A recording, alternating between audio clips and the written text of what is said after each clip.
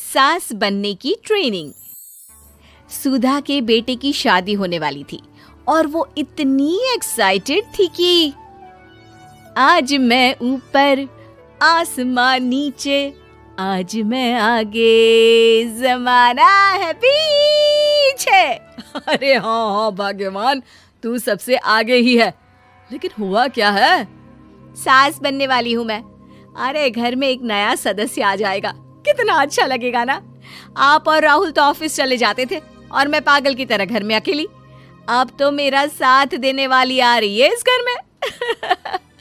बहुत बहुत बहुत खुश हूँ मैं। ओहो ठीक है बेगम, लेकिन अपनी खुशी को लगाम लगा कर रखो। क्या पता कैसी आए, तुम्हारा साथ देने वाली आए या फिर ऐसी आ जाए जो तुम्हारी शक्ल देखना भी पसंद ना करती हो। ऐसा क्यों बोल रहे हैं जी?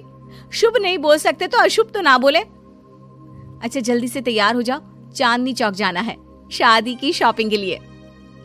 हाँ हाँ, थोड़ी सुबह तो हो जाने दो, दुकानें बाजार खुल तो जाए। तुम सच में ना पागल हो गई हो बहू के आने की खुशी में। बेटा माँ की हरकतें देख रहा था। वो सारी बात फोन पर अपनी होने वाली बीवी राशि को बताता है। फिर पता है क्या हुआ? माँ ना सुबह 6 बजे ही पापा को चांदनी चौक जाने को कहने लगी।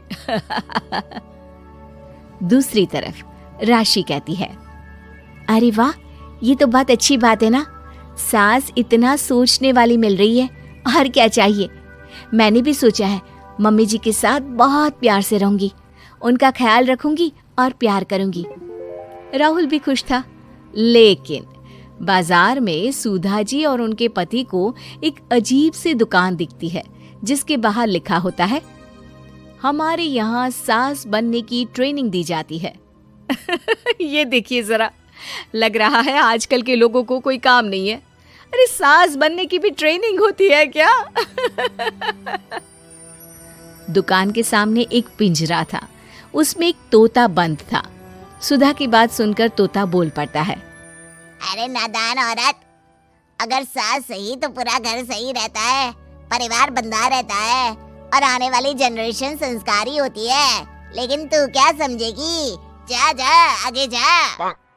ओए, तोते बड़ा बोल रहा है, क्यों आगे जाऊं? मैं नहीं जा रही। देखा देखा, तेरे जैसी औरत को तो सास बनने की ट्रेनिंग लेनी ही चाहिए। निकाल 1000 रुपये और जान दर, नहीं तो पूरी जिंदगी रोती रहेगी। सुधा को तोते की बात में दम लगता है। ए जी, निकालो ना जरा 1000 रुपए। अरे पागल हो क्या? जानवर की बात में आ रही हो? किस पागल आदमी की सुन रही हो, जिसे ये भी नहीं पता कि तोता जानवर नहीं पक्षी होता है। चलो निकालो 1000 रुपये और अंदर जाकर सास के रूप में जीवन को सफल कर लो। हाँ जी, बात तो ये सही बोल रहा है। कहाँ मैं आपकी बात में आ रही हूँ? मैं तो अंदर जा रही हूँ, 1000 रुपये दीजिए। पति क्या करता, बीवी की आज्ञा सर आंखों पर।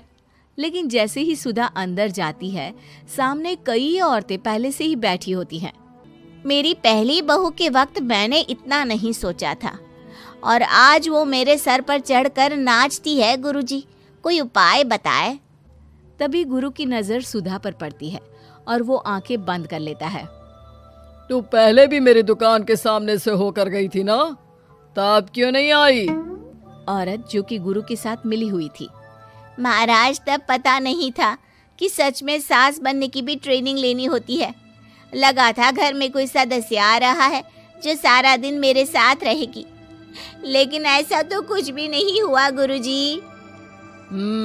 चल फिर, पैकेज लेकर 20,000 वाला कल से आ जाना।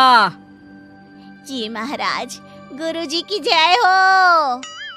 वो औरत भी सुधा को देखती है और कहती है, सही जगह आई हो बहन। 10-20 हजार का मुंह नहीं देखना भाई, बस घर बस जाए तो सोचो गंगा नहा ली। बहुत कमा लेंगे अगर परिवार एक रहा, नहीं तो बुढ़ापा वृद्धाश्रम में बिताओ। सुधा डर जाती है। वो गुरु के पास जाती है और उन्हें पैसे देती है। देखो, एक मंत्र गांठ बांध लो कि कभी भी बहू को बेटी ना समझना। जितना दबाकर पहले दिन से रखोगी, धीरे धीरे प्यार दोगी तो मान रखेगी, नहीं तो। ना जी ना गुरुजी, समझ गई। अरे भला हो भगवान का जो आपसे मिला दिया, नहीं तो मैं। हाँ हाँ, आगे बढ़ते जाए, पीछे और भी लोग हैं, सबको मौका दे। सुधा घर आ जाती है। राशि शादी करके घर आती है तो दिमाग में सास की वही छवि होती है जो राहुल ने दिखाई थी। देखो राशि, मैंने काम वाली हटा दी है। वो क्या है ना, 2000 महीने लेती थी, यानी कि 24,000 साल का, और 5 साल में उसे जोड़ो तो 1,20,000 रुपए। माँ जी, और 10 साल जोड़े तो? तभी राहुल आ जाता है। अरे बस बस, इतना मत जोड़ो, फिलहाल भूख लगी है, कुछ खाने को दो। अरे पर बर्तन तो गंदे हैं ना, काम वाली तो आई नहीं, फिर बर्तन कौन धोएगा? अरे कौन धोएगा मतलब? तू धोएगी? मैं? ठीक है, मैं धो लेती हूँ। अब धो कर देती हूँ, आप खाना बना ले। अरे खाना भी तू ही बनाएगी? ये क्या बात होती है माँ, क्या हो गया तुझे? कल तक तो कुछ और ही बोल रही थी। लेकिन सुधा का व्यवहार सुधरने का नाम ही नहीं ले रहा था। बहू और बेटा ससुर से बात करते हैं। पिताजी, क्या हो गया है माँ जी को? वो क्यों ऐसे व्यवहार कर रही है जैसे मैं कोई नौकरानी हूँ? पिता क्या करता, बता देता है सारी कहानी कि कैसे सास का दिमाग एक गुरुजी ने खराब किया है। सास बनने की ट्रेनिंग? तो मामला ये है, वही मैं कहूँ, कहाँ तो माँ बहू का इंतजार ऐसे कर रही थी मानो साक्षात कोई देवी आने वाली है, लेकिन व्यवहार नौकरानी जैसा।